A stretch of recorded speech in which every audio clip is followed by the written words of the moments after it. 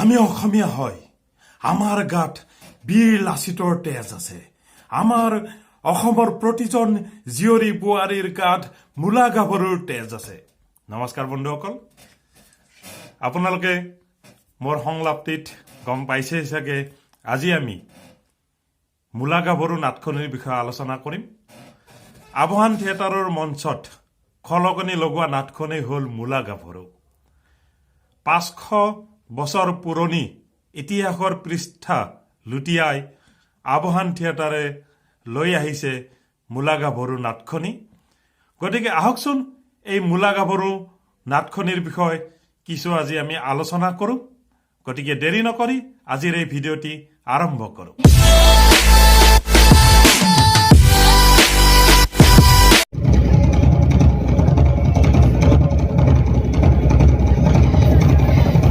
বলিয়া হাতীক শান্ত কৰা অসমৰ জীয়ৰী মূলা গাভৰু।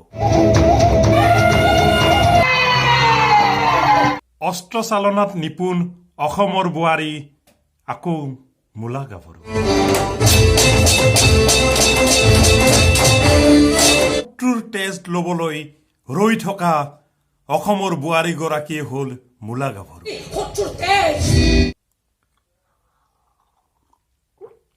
অসমীয়া জাতিৰ স্বাৰ্থৰ নিমিত্তে, অসমীয়া জাতিক ৰক্ষাৰ নিমিত্তে দেশৰ হকে আগুৱাই আহিছিল অসমৰ বোৱাৰী মূলা গাভৰুৱে। আজিৰ পৰা প্ৰায় 500 বছৰ আগতে অসম আক্ৰমণ কৰিবলৈ আহিছিলে গৌৰ ৰজাৰ প্ৰধান সেনাপতি তুৰ্বক খান। এই নতুনকৈ অহা সেনাপতিটোক খতম কৰিব পাৰিলে এই গোটেই আহোম ৰাজ্য হৈ যাব আমাৰ। আহোমৰ ৰজাক বন্দী কৰি আমাৰ নৱবৰ্ষ চাউল পৰম্পৰা আপুনি আপোনাৰ চাহিদাদিকে আনিবলৈ পঠাইছিল। মই কিন্তু লগৰ এখন ৰাজ্যও লৈ আহিছো। গৌৰ ৰজাৰ প্ৰধান সেনাপতি তুৰ্বক খানৰ আগমনে অসমৰ ৰাজপাটত এক খলকনি সৃষ্টি কৰিছিলে। আহোমৰ সেনাসকলে বা আহোম ৰজাই গৌৰ ৰজাৰ সেনাপতি তুৰ্বক খানৰ চলনাত প্ৰায় ধাৰাসায় হৈ পৰিছিলে। অসমীয়া জাতিৰ অস্তিত্ব ৰক্ষাৰ সংকট আহি পৰাত অসমৰ বোৱাৰী মূলা গাভৰুৱে আগুৱাই আহিছিলে অসমীয়া জাতিটোক ৰক্ষাৰ নিমিত্তে। খুব সুন্দৰভাৱে এই নাটখনি পৰিচালনা কৰা হৈছে। নাটখনি ৰচনা কৰিছে আমাৰ সকলোৰে পৰিচিত শ্ৰদ্ধাৰ অভিজিত ভট্টাচাৰ্যদেৱে, আৰু তেখেতে এই নাটখনি পৰিচালনাও কৰিছে। মোৰ মন্তব্য নাটখনৰ ওপৰত দিয়াৰ আগতে এই নাটখনত অভিনয় কৰা আমাৰ সকলোৰে পৰিচিত প্ৰস্তুতি পৰাশৰ অৰ্থাৎ মূলা গাভৰুৱে এই নাটখনিৰ বিষয়ে কি ক'লে অকণমান জানো আহকচোন। এয়া মোৰ লগত আছে আমাৰ সকলোৰে পৰিচিত প্ৰস্তুতিবাক মই প্ৰশ্ন কৰিব বিচাৰিছোঁ, আজিৰ সমাজত য'ত কমাৰ্চিয়েল নাটকে প্ৰাধান্য পাই আহিছে তেনেস্থলত মূলা গাভৰুৰ দৰে এটি চিৰিয়াছ বিষয় বস্তু কিয় বাছি ল'লে, এই বিষয়ে অকণমান প্ৰস্তুতিবাক ক'ব নেকি? চিৰিয়াছ নহয়, জাতীয় চেতনা থকা বিষয় এটা, আৰু আমি বিশ্বাস কৰোঁ যে যুৱ প্ৰজন্মৰ মাজলৈ অসমীয়া জাতিবাবোধ বা চেতনাখিনি জগাই তোলাটো আমাৰ দায়িত্ব, আৰু সেইকাৰণে মূলা গাভৰুৰ নিচিনা বিষয়বস্তু লৈছোঁ। আৰু অনাগত দিনত এনেধৰণৰ বিষয়বস্তুৰে আৰু নাটক ছবি হওক সেইটো আমি আশা কৰিছোঁ। কাৰণ এই নাটকখনৰ সফলতাৰ সিংহভাগ দখল কৰিছে যিটো চেতনা নাটকখনৰ, সেই চেতনাটোৱে দৰ্শকক বৰ আপ্লুত কৰিছে, আৰু যাৰ কাৰণে হিন্দুত ভাঙি মানুহ চাবলৈ আহিছে মূলা গাভৰু, আৰু সকলোৱে একেমুখে প্ৰশংসা কৰিছে মূলা গাভৰু। গতিকে মূলা গাভৰু মই এখন নাটক বুলি নকওঁ, এটা জাতীয় চেতনা বুলি মই ক'ম। প্ৰস্তুতিবাক মই এইখিনিতে আকৌ এটা কথা সুধিম, এই মূলা গাভৰু নাটকখনৰ মাজেৰে আপুনি বহুতো মেছেজ আপুনি দৰ্শকক দিছে, কিন্তু আপুনি ব্যক্তিগতভাৱে আজিৰ ছোৱালীসকলক বিশেষ কৰি মহিলাক আপুনি কি ক'ব? মইতো সদায় মোৰ নাটকসমূহৰ যোগেদি মই এটা কথাই ক'ব বিচাৰিছোঁ যে মহিলাসকল কেতিয়াও দুৰ্বল নহয়। ঈশ্বৰে বহুত শক্তি দিছে আমাৰ ভিতৰত, আমি সেই শক্তিখিনি সময়ে সময়ে উপলব্ধি কৰাটোহে কথা। আৰু মূলা গাভৰুৰ দেশৰ আমি জীয়ৰী, আমি অসমীয়া ছোৱালী, অসমীয়া নাৰী, মহীয়সী সদায়। গতিকে মূলা গাভৰুৰ সেই শক্তিখিনিক আগত ৰাখি উদাহৰণ কৰি লৈ প্ৰতিগৰাকী নাৰী সবল হৈ থাকক আৰু অন্যায় প্ৰতিবাদ সদায় কৰক। সঁচাকৈয়ে প্ৰস্তুতি বাই কোৱাৰ দৰে মূলা গাভৰু এটি ছিৰিয়াছ বিষয় নহয়। মূলা গাভৰু এটি জাতীয় চেতনা আৰু এই জাতীয় চেতনাৰ জৰিয়তে অসমৰ প্ৰতিগৰাকী নাৰীয়ে সাহসী হোৱাৰ দৰকাৰ আৰু তাৰেই উদ্দেশ্য আগত লৈ এই মূলা গাভৰু নাটখনি আবহান নাট্য দলে প্ৰস্তুত কৰি উলিয়াইছে। এইখিনিতে মোৰ লগত আছে আমাৰ সকলোৰে পৰিচিত তথা মূলা গাভৰু নাটখনিৰ নাট্যৰূপ দিয়া মহান নাট্যকাৰ অভিজিত ভট্টাচাৰ্যদেৱ। গতিকে তেখেতে এই নাটখনিৰ বিষয়ে কি কয় অকণমান জানো আহকচোন। এয়া মোৰ লগত আছে মূলা গাভৰু নাটকৰ স্ৰষ্টা, এই কাহিনীভাগক আগুৱাইভাৱে সুন্দৰভাৱে উপস্থাপন কৰা আৰু নাটকখনক পৰিচালনা কৰা আমাৰ সকলোৰে পৰিচিত যশস্বী নাট্যকাৰ অভিজিত ভট্টাচাৰ্যদেৱ। নমস্কাৰ অভিজিতদেৱ। আপুনি পোনপ্ৰথমে এই মূলা গাভৰু নাটকৰ বিষয়বস্তুটো কিয় বাছি ল'লে অকণমান আমাৰ অসমবাসী ৰাইজক ক'ব নেকি? প্ৰথমতে মূলা গাভৰু নামটো আমি সৰুৰ পৰা শুনি আহিছোঁ। কিন্তু মূলা গাভৰু আচলতে কাহিনীটো কি সেই সম্পৰ্কে আমাৰ অসমৰ বেছিভাগ লোকেই জ্ঞাত নাছিল, পুংখানুপুংখভাৱে জনা নাছিল। আৰু আজিকালি বেছিভাগ বিদ্যালয়ত আজিকালি বুৰঞ্জী বিষয়টো নায়েই, আৰু থাকিলেও ইংৰাজী স্কুলবিলাকত আমাৰ ইংৰাজী মাধ্যমত পঢ়া ল'ৰা ছোৱালীয়ে বাহিৰৰ ইতিহাসটো জানে, আমাৰ অসমৰ ইতিহাসটো কমেই তেওঁলোকক জনোৱা হয়। আৰু দ্বিতীয় এটা কথা হ'ল কি, ক'ৰবাত যদি আছেও মূলা গাভৰু বুলি এটা নাম আছে যে মূলা গাভৰুৱে এনেকৈ বঙাল সেনাৰ লগত যুঁজিছিল, যুঁজি নিজৰ প্ৰাণ বলিদান দিছিল। তাৰপিছত বৰ বেছি তথ্য পোৱা নাই, তথ্য পোৱা নাযায়। যেতিয়া প্ৰস্তুতিয়ে নিজে প্ৰস্তাৱ দিলে যে আমি এখন বুৰঞ্জীমূলক নাটক কৰোঁ, যিহেতু কৰাটো উচিত, মানুহে ধৰক অসমৰ ঐতিহ্যক আমাৰ মানুহে জনাটো উচিত, তেতিয়া স্বাভাৱিকভাৱে মই আগ্ৰহী হ'লোঁ যে এই মূলা গাভৰুখন কৰোঁ। কাৰণ মূলা গাভৰু সম্পৰ্কে অসমৰ ৰাইজ খুব ভালকৈ জ্ঞাত নহয়। আৰু তেতিয়া এটা আমাৰ মনত এটা শংকা আছে যে এই ধৰণৰ নাটক মানুহে চাব নাপায়। কিন্তু এতিয়া দেখা গৈছে যিখিনি সঁহাৰি পাইছোঁ দৰ্শকৰ এটা অভূতপূৰ্ব সঁহাৰি। ইয়াৰ আগতে ভ্ৰমণ থিয়েটাৰত যিমানবোৰ বুৰঞ্জীমূলক নাটক হৈছে তাৰ বেছিভাগেই ব্যৱসায়িক দিশত সফল হোৱা নাছিল। কিন্তু আমি গৌৰৱেৰে ক'ব পাৰোঁ যে এইবাৰ মূলা গাভৰু নাটখনে বাণিজ্যিক স্বাৰ্থটো পূৰণ কৰিব পাৰিছে খুব ধুনীয়াকৈ, আৰু অন্যান্য নাট্য দলকো উৎসাহিত কৰিছে এই ধৰণৰ নাটক মঞ্চস্থ কৰাৰ ক্ষেত্ৰত। মূলা গাভৰু চৰিত্ৰটি ৰূপায়ণ কৰা জনপ্ৰিয় অভিনেত্ৰী প্ৰস্তুতি পৰাশৰ আৰু নাটখনিৰ স্ৰষ্টা অভিজিত ভট্টাচাৰ্যদেৱৰ মনৰ কথা আপোনালোকে গম পালে। এতিয়া মই এই নাটখনিৰ ওপৰত মোৰ ব্যক্তিগত অপিনিয়নটিহে মই দিব বিচাৰিছোঁ। হয়তো ইয়াত ক'ৰবাত ভুল ভ্ৰান্তি হৈ যাব পাৰে। দৰ্শক ৰাইজে মোৰ এই অপিনিয়নটোকে সৰ্বোচ্চ অপিনিয়ন বুলি ধৰি নল'ব। আপোনালোকে আবহানৰ প্ৰেক্ষাগৃহত আহক, মূলা গাভৰু নাটখনি উপভোগ কৰক, তাৰপিছত আপোনালোকে নিজে অনুভৱ কৰক। এতিয়া কথাটি হ'ল এই মূলা গাভৰু নাটখনিৰ বিষয়ে আলোচনা কৰাৰ আগমুহূৰ্তত মই হাতযোৰ কৰি আবহান থিয়েটাৰৰ কৰ্তৃপক্ষক শ্ৰদ্ধা জনাইছোঁ এইবাবেই যে থিয়েটাৰ আৰম্ভণি হোৱাৰ আগতেই অসমৰ জাতীয় সংগীত অ মোৰ আপোনাৰ দেশ বজোৱা হয় আৰু প্ৰতিজন দৰ্শকে থিয় হৈ অসমৰ জাতীয় সংগীতটিক শ্ৰদ্ধা সন্মান জনায়। আগতে কেতিয়াও নেদেখা নোহোৱা এনেকুৱা এটি পৰিৱেশ আবহান থিয়েটাৰৰ প্ৰেক্ষাগৃহত দেখিবলৈ পাই মই নথৈ আনন্দিত হৈছোঁ।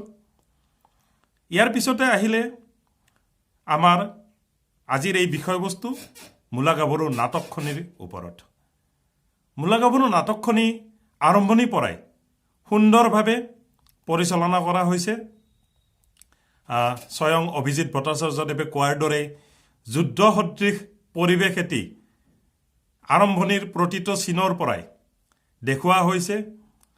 মঞ্চৰ লেফ্ট ৰাইট আৰু ফ্ৰণ্ট যিটো আপোনাৰ ফ্ৰণ্ট ষ্টেজ বুলি কয়, তিনিওখন ষ্টেজতে এক যুদ্ধৰ পৰিৱেশ সৃষ্টি কৰাটো আপোনাৰ নাট্যকাৰৰ বা পৰিচালকৰ এটি সবল দিশ। ইয়াৰ উপৰিও নাটখনিৰ আটাইতকৈ উল্লেখনীয় বিষয় হ'ল মূলা গাভৰু চৰিত্ৰটি ৰূপায়ণ কৰা প্ৰস্তুতি পৰাশৰৰ মন পৰশা অভিনয়। খুব সুন্দৰভাৱে তেখেতে অভিনয় কৰিছে আৰু পাৰ্টিকুলাৰলি এই ভিডিঅ'টি যদি প্ৰস্তুতি পাই চাই আছে, মই তেখেতক ক'ব বিচাৰিছোঁ, গোটেই নাটকখনত 2.5 ঘণ্টা ধৰি নাটকখন চলে আৰু এই নাটকখনত এটি অভিনয় মোৰ মন চুই গৈছে। তেখেতে স্বামীৰ শকত ম্ৰিয়মান হৈ কান্দিও আছে, পিছ মুহূৰ্ততে দেশৰ কথা ভাবি ৰণচণ্ডী মূৰ্তি ধৰি মোগলক বঙালক আক্ৰমণ কৰিবলৈ আগুৱাই যোৱা দৃশ্যটিয়ে খুব সুন্দৰভাৱে উপস্থাপন কৰিছে। আৰু এই নাটখনিৰ আন এটি সবল দিশ হ'ল তুৰ্বক খানৰ মন পৰশা অভিনয়। মন চুই গৈছে। তুৰ্বক খানৰ চৰিত্ৰটি ৰূপায়ণ কৰিছে আমাৰ সকলোৰে পৰিচিত অভিনেতা যোগেশ কাশ্যপে। তেখেতৰ দুৰ্দান্ত অভিনয়ে তুৰ্বক খানৰ চৰিত্ৰটিক বাস্তৱ ৰূপ দিছে। এইখিনিতে আমি আমাৰ তুৰ্বক খানৰ মনৰ কিছু কথা জানো আহকচোন। নমস্কাৰ। আপুনি নাটকখনত তুৰ্বক খানৰ যিটো অভিনয় কৰিছে, দুৰ্দান্ত অভিনয় কৰিছে, এই বিষয়ে অকণমান আপুনি দৰ্শকক কিবা ক'ব নেকি? দুৰ্দান্ত অভিনয় কৰা বুলি কোৱাৰ কাৰণে ধন্যবাদ, কিন্তু মই দুৰ্দান্ত কৰিবলৈ চাইছোঁ আৰু একচুৱেলি চৰিত্ৰটোও দুৰ্দান্ত হয়। গৌড় ৰাজ্যৰ প্ৰধান সেনাপতি তুৰ্বক খান, গতিকে প্ৰধান সেনাপতিৰ নেতৃত্বতেই সেই সময়ত আক্ৰমণ হৈছিলে অসমত। চৰিত্ৰটো বহুত মানে নিপুণ সৈনিক, মানে যুদ্ধত খুব পাৰ্গত হিচাপে দেখুওৱা হৈছে আৰু খুব ৰাভ হিচাপে দেখুওৱা হৈছে। আৰু চৰিত্ৰটো মানে মূলা গাভৰুৰ এগেইনষ্টত মুখ্য ভূমিকা আছে, মূলা গাভৰু এফালে আৰু এফালে মোৰ তুৰ্বক খানৰ। এইকাৰণে বেছি ভাল লাগিছে যে এনেকুৱা এখন নাটক, যিটো মূলা গাভৰু বীৰাংগনা নাৰী চৰিত্ৰ আমাৰ অসমৰ ইতিহাসত, এই চৰিত্ৰটোক লৈ বহু বছৰ আগতে ভ্ৰাম্যমানত এনেদৰে নাটক হোৱাৰ প্ৰয়োজনীয়তা আছিল। যদিও কোনোবাই কৰিছিলে আমি ভালদৰে মই জ্ঞাত নহয়, কিন্তু ইমান সুন্দৰভাৱে উপস্থাপন অভিজিত ভট্টাচাৰ্যদেৱে নাটকখন সেই চৰিত্ৰটি আনি কোনো কাহিনীৰ, কোনো হিষ্টৰীৰ, কোনো ইতিহাসৰ কোনো ত্ৰুটি নোহোৱাকৈ উপস্থাপন কৰিছে। আৰু এই ক্ষেত্ৰত আমাৰ মাননীয় প্ৰযোজিকা আৰু অভিনেত্ৰী প্ৰস্তুতি পৰাশৰ বাইদেউ যথেষ্ট, তেখেতে যিমানখিনি কষ্ট কৰিছে নাটকখন উপস্থাপন কৰাৰ ক্ষেত্ৰত যাতে সঠিকভাৱে উপস্থাপন হয়, কাৰণ হিষ্টৰিকেল এখন ড্ৰামা, ইয়াতে কিবা যদি অকণমান ভুল থাকি যায় সেইটো বহুত মানে দুখৰ কাম হ'ব। গতিকে সেইকাৰণে বহুত ৰিচাৰ্চ পাৰ্চনৰ, বহুত গৱেষক ব্যক্তিৰ পৰা মানে ইনফৰমেশ্যন লোৱা হৈছিলে নাটকখনৰ ক্ষেত্ৰত। আৰু ইতিহাসত কেনেকুৱা আছিলে মানে আগতে ড্ৰেছ পাতিৰ পৰা আৰম্ভ কৰি সংলাপত কিছুমান শব্দ, এইসমূহ মানে তথ্য লোৱা হৈছিলে, তথ্য আগবঢ়োৱা হৈছিলে। সেইকাৰণে ইমান পৰিকল্পিতভাৱে নাটকখন মঞ্চলৈ অনা হৈছিলে। সেইকাৰণেই চাগে আজি আপুনি নিশ্চয় দেখিছে দৰ্শকৰ কিমান সোঁত আৰু মূলা গাভৰুৰ কিমান প্ৰশংসা কৰিছে মূলা গাভৰুৰ নাটখনক। আৰু আমাৰ প্ৰতি মূলা গাভৰুৰ নাটখনৰ লগত জড়িত প্ৰতি শিল্পী কলা কুশলীয়ে যথেষ্ট অৰিহণা আছে এই নাটকখনত। সকলোৱে নিজৰ নিজৰ ঠাইত নিজৰ নিজৰ কৰ্তব্য সুচাৰুৰূপে পালন কৰিছে। সেইকাৰণে নাটকখন আপোনালোক সকলোৰে কাৰণে মনোগ্ৰাহী হৈ উঠিছে। আৰু মই যথেষ্ট গৌৰৱান্বিত এইকাৰণে যে এনেকুৱা এখন সুন্দৰ নাটক, সুন্দৰ ঐতিহাসিক মানে এটা বীৰাংগনা নাৰী চৰিত্ৰক লৈ পেলাই আৰু দেশপ্ৰেমমূলক এখন নাটকৰ যে মই এটা প্ৰধান চৰিত্ৰ মূলা গাভৰুৰ পিছতেই অভিনয় কৰিবলৈ পাইছোঁ, সেইকাৰণে মই নিজকে ধন্য মানিছোঁ। আৰু চৰিত্ৰটিক দৰ্শকে আঁকোৱালি লৈছে। মই এনেকৈ গম পাইছোঁ যে দৰ্শকৰ পৰা যিখিনি কমেণ্ট পাইছোঁ তাত মই সেইটো ফিল কৰিছোঁ। গতিকে নাজানো কিমান দূৰ সক্ষম হৈছোঁ, কিমান দূৰ ছাকচেছ হৈছোঁ, কিন্তু ছাকচেছ হ'বলৈ, পূৰা মাত্ৰাই ছাকচেছ হ'বলৈ যথেষ্ট কষ্ট কৰিছোঁ। আৰু আপোনালোক আহক, যিসকলে মূলা গাভৰু নাটকখন চোৱা নাই, নাটকখন উপভোগ কৰক। আপোনালোকৰ ল'ৰা ছোৱালী নিউ জেনেৰেশ্যনেও নাটকখনৰ বিষয়ে জানিবলগীয়া বহুত আছে। আমাৰ বীৰাংগনা নাৰী চৰিত্ৰ তেখেতৰ বিষয়েও জানিব লাগে একচুৱেলি, আমাৰ ইতিহাসৰ যিবোৰ বীৰ চৰিত্ৰ আছে। গতিকে সকলোৱে নাটকখন চাবলৈ আহক, মই আহ্বান জনাইছোঁ।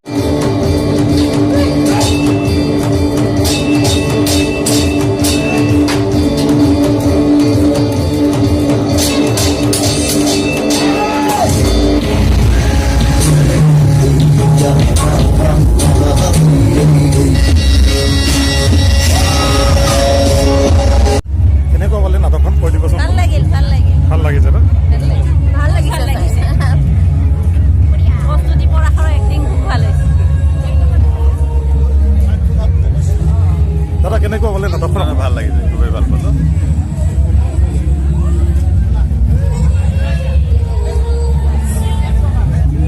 বাইদেউ কেনেকুৱা পালে নাটকখন?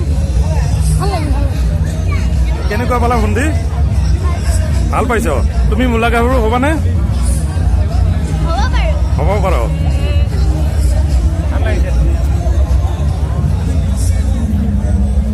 দাদা কেনেকুৱা পালে নাটকখন? First class.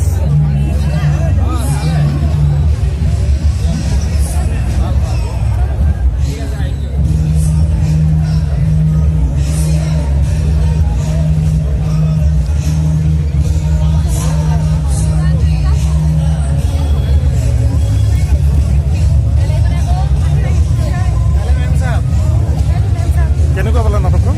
বিৰাট ভাল লাগিলে, মানে সঁচাকে গম পাইছোঁ মানে আমাৰ অসমীয়া জাতিৰ অস্তিত্বক আমি বহুতখিনি নজনা কথা জানিব পাৰিলোঁ। আৰু সঁচাকে অসমীয়া ৰাইজে চাওক, এইখন বহুত কথা জানিব পাৰিব, আমাৰ অসমীয়া জাতিৰ অস্তিত্বৰ কথা জানিব পাৰিব।